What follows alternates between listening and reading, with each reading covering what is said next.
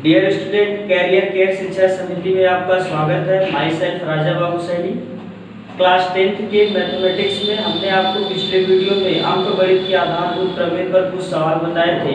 उसके आगे चलिए आज देखते हैं। इसमें आपका पहला सवाल है, पूर्णांकों के निम्नलिखित युग्मों के एचसीएफ और एलसीएम ज्ञात कीजिए तथा इसकी जांच कीजिए कि दो संख्याओं का गुणनफल एचसीएफ गुणे एलसीएम के बराबर होता है। ठीक है, इसमें आपके दो सवाल दिए गए हैं, एक सवाल हम इसमें से लगाएंगे और एक सवाल आप लगाएंगे। ठीक है, देखिए पहला सवाल हम इसमें से लगा रहे हैं। जैसे आपको लिखा गया है 26, अगर आप 26 का अभाज्य गुणनखंड करेंगे तो कितना लिखेंगे भाई, 2 गुणे 13। और 91 का अगर आप गुणनखंड करेंगे तो कितना लिखेंगे, 13 गुणे 7। तो अगर आप देखेंगे तो दोनों में कॉमन कौन सा है, 13। तो इस हिसाब से इनका जो एचसीएफ होगा वो कितना हो जाएगा भाई, 13 हो जाएगा। और अगर इनके एलसीएम की बात करेंगे तो एलसीएम इनका कितना हो जाएगा, जो कॉमन है उसको तो लिखेंगे ही लिखेंगे, बट जो कॉमन नहीं है उनको भी लिख लेंगे।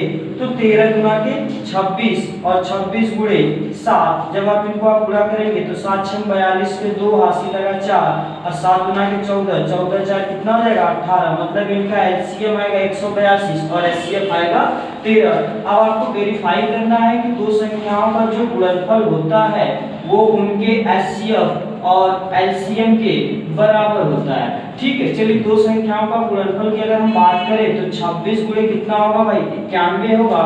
और अगर इनके एचसीएफ की बात करें तो एचसीएफ अगर आप देखेंगे तो कितना है, इनका एचसीएफ है 13 और एलसीएम की बात करेंगे तो कितना होगा 182 के। तो अगर आप गुणा करके देखेंगे तो 182 में अगर आप 13 का गुणा करेंगे, 182 में 13 का गुणा करेंगे तो 3 गुना 6 3 8 24 के 4 80 लगा दो, 3 एकम 3 2 5, 1 गुना 2 और 1 8 और यहाँ पर 6 4 2 6 8 5 13 के 3 2 और 1 3। तो ये आपको मिल जाएगा 23 66। और इसी तरीके से आप 26 का 91 में गुणा करेंगे तो 6 2 और 9 6 54 के 4 80 लगा 5 और 9 गुना 18 18 और 5 कितना हो जाएगा भाई, 23 हो जाएगा। तो 6 4 2 6 23 66। तो यहाँ से आप देखेंगे तो ये भी वैल्यू आपको कितने मिल जाएगी, 23 66। तो इस हिसाब से देख रहे हैं कि दो संख्याओं का जो गुणनफल है वो उनके एचसीएफ और एलसीएम के गुणनफल के क्या है, बराबर है। प्यारे बच्चों, आप दूसरा सवाल भी इसी तरीके से लगा लीजिएगा।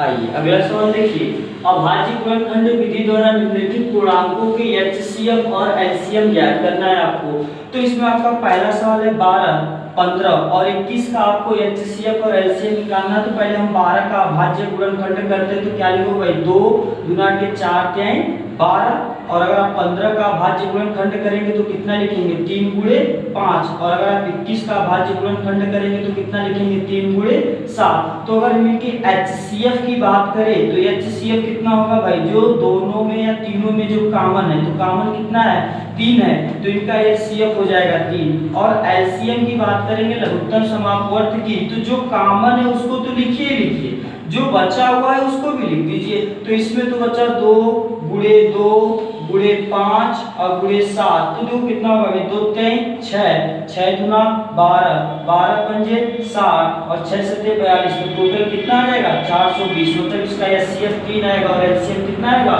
420 आएगा। इसी तरीके से अगर आप 8 को लिखेंगे तो क्या लिख सकते हो, 2 गुणे 2 गुणे 2। 9 को क्या लिख सकते हैं भाई, 3 गुणे 3। और 25 को लिख सकते हैं 5 गुणे 5। तो देखेंगे प्यारे बच्चों, इसमें से कोई भी फैक्टर इसका कॉमन नहीं हो रहा है, तो इसमें 1 का गुणा कर सकते हैं, इसमें भी 1 का गुणा कर सकते हैं और इसमें भी 1 का गुणा कर सकते हैं। तो इस हिसाब से अगर आप एचसीएफ देखेंगे तो इनका एचसीएफ आएगा 1। और एलसीएम की बात करेंगे भाई तो एलसीएम एचसीएफ तो 1 है, तो 1 का मल्टीप्लाई करने का कोई मतलब नहीं है। तो आप सीधे से इन तीनों संख्याओं का गुणा कर देंगे तो आपको एलसीएम मिल जाएगा। तो देखो 25 का था 200 और 2 9 18, तो एलसीएम कितना आपको मिल जाएगा भाई 1800। आइए अगला सवाल देखते हैं, यदि एचसीएफ 306 657 का 9 है तो एलसीएम इनका ज्ञात करना है। तो अगर हम आपको बता दें, शुरुआत में हमने बताया था यदि HCF in bracket A comma B लिखा गया है, मतलब संख्या ए और बी का एचसीएफ, तो आप मान लीजिए कि 306 जो है ए के बराबर है और 657 किसके बराबर है, बी के भाई। तो हमारे पास फार्मूला होता है ए गुणे बी बराबर एचसीएफ और गुणे एलसीएम, दोनों संख्याओं का गुणनफल बराबर एचसीएफ गुणे एलसीएम के। तो अगर हम यहाँ से एलसीएम की बात करें तो आप कितना लिखोगे भाई, ए गुणे बी और बटे एचसीएफ। ठीक है, यही वैल्यू उठा के अगर आप यहाँ पे रख देंगे तो एलसीएम आपको याद करना है। एचसीएफ दिया हुआ है 9 और संख्याएं हैं 306 और 657, तो क्या लिखेंगे 306 और गुणे 657 और बटा दोनों संख्याओं का एचसीएफ कितना दिया हुआ है, 9 दिया हुआ है।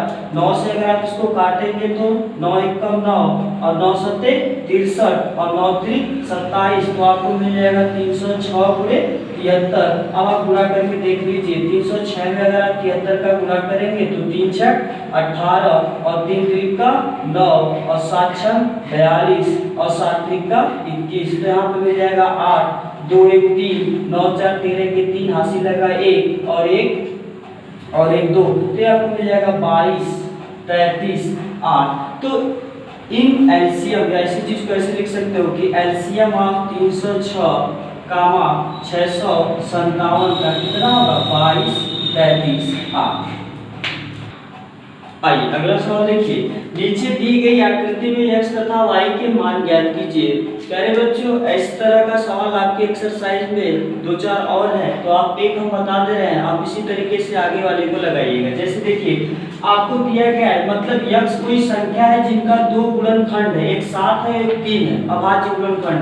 तो इसका मतलब जब 7 और 3 का आपस में गुणा करेंगे तभी वो संख्या प्राप्त होगी, अर्थात x की वैल्यू होगी 3 गुणे 7 कितनी भाई 21। और अगर हम y का मान करें तो ये जो y होगा ये बराबर होगा 4 गुणे x के, x की वैल्यू 21 आपने निकाला है तो 4 गुणे 21 रख देंगे तो कितना आ जाएगा 84, अर्थात x का मान 21 आएगा और y का मान कितना आएगा 84 आएगा।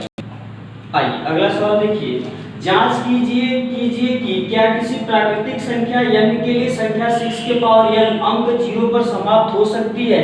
मतलब आपको बताना है कि कोई एक फंक्शन दिया गया 6 के पावर n और n कोई प्राकृतिक संख्या है, दैट मींस कि n belongs to natural number, प्राकृतिक संख्या है। तो क्या n की कोई ऐसी वैल्यू आप रख सकते हो जिससे n का मान जो है या जो अंक आए इसको हल करने पर 0 पर हो, तो इसका आंसर होगा नहीं। देखिए कैसे आप इसे लिखेंगे, यदि आप n का मान 1 रखें तो 6 के पावर 1 की वैल्यू कितनी होगी भाई 1 होगी। अगर आप n का मान 2 रखेंगे 6 के पावर 2 की वैल्यू कितनी 6 के पावर 1 करेंगे तो वैल्यू आएगी 6, 6 के पावर 2 करेंगे तो वैल्यू आएगी 36, 6 के पावर क्यूब करेंगे तो वैल्यू आएगी 216, 6 के पावर 4 करेंगे तो वैल्यू आएगी 1296। आप ऐसे ही करते जाएंगे तो ये जान लीजिए कि यदि 6 के पावर n है तो प्राप्त संख्या का इकाई अंक सदैव 6 होता है। ये आप बच्चे याद रखेंगे हमेशा कि यदि 6 के पावर n के रूप में कोई भी फंक्शन दिया गया है तो इसका इकाई अंक सदैव कितना होता है 6 होता है। आप देख लीजिए इसका इकाई अंक कितना है 6, इसका इकाई अंक 6, इसका इकाई अंक 6, इसका इकाई अंक 6। इसका मतलब कि 6 के पावर n में आपको n की ऐसी कोई वैल्यू नहीं मिलेगी जिसको कि आप उसके ऊपर रख दे तो आपको 0 प्राप्त हो जाए। तो ऐसा n का हमें कोई भी मान प्राप्त नहीं होगा। तो इसका आप आंसर लिखेंगे n का ऐसा कोई मान प्राप्त नहीं होगा। ठीक है प्यारे बच्चों, इसका आंसर आप यही लिखिए। ठीक है प्यारे बच्चों, अब इसके बाद आपका जो एक्सरसाइज में और भी सवाल है आप उसे लगाइएगा। ठीक, इसके बाद आपका हमारा जो अगला टॉपिक है अपरिमेय संख्या। तो आइए जानते हैं अपरिमेय संख्या क्या होती है। अपरिमेय संख्या की एक लाइन की परिभाषा है, ऐसी संख्या जो परिमेय संख्या के रूप में नहीं होती उसे अपरिमेय संख्या कहते हैं। ऐसी संख्या जो परिमेय संख्या के